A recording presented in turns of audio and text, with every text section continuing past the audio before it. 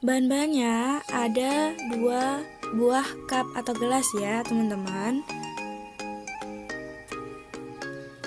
Selanjutnya yaitu 2 buah telur.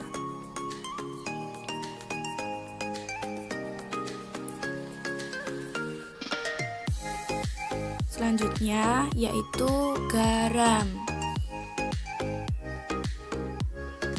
Dan yang terakhir adalah air mineral.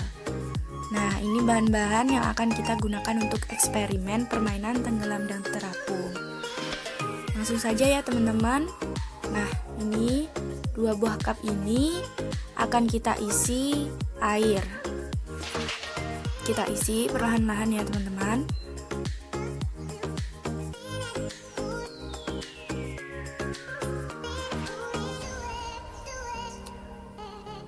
Oke, kedua buah cup sudah kita isi air.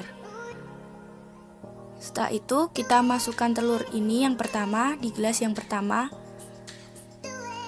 Nah, sudah.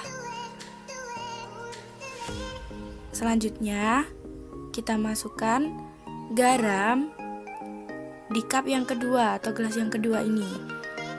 Kita masukkan 3 sendok ya teman-teman garamnya.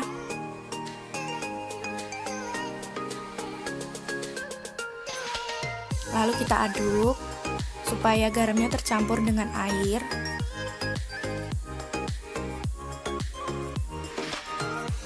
Oke, setelah itu akan kita masukkan telur yang satunya ke dalam gelas yang berisi air dan juga garam.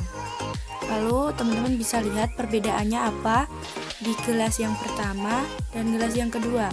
Gelas yang pertama tanpa diisi garam, dicampur garam, dan gelas yang kedua berisi garam yang sudah tercampur dengan air.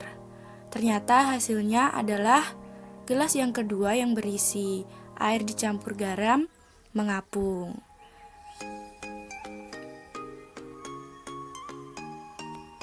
Nah, mengapa ya teman-teman? Ketika diletakkan di dalam gelas berisi air tanpa ada larutan garam, telur akan berada di bagian dasar atau tenggelam. Tetapi ketika air di dalam gelas dicampur dengan garam membuat telur menjadi mengapung atau melayang. Nah, air garam ini memiliki massa jenis lebih tinggi daripada air tawar. Ini yang membuat semakin mudah objek melayang di dalam air asin. Ketika seseorang menambahkan air garam ke dalam air tawar, maka telur akan melayang. Hal ini juga berlaku di dalam kolam renang atau laut. Nah, air laut yang lebih luas dan memiliki massa jenis lebih tinggi membuat objek lebih mudah mengambang. Inilah mengapa orang lebih ringan berenang di laut daripada di kolam renang. Jadi gitu ya teman-teman, alasannya mengapa telurnya mengambang.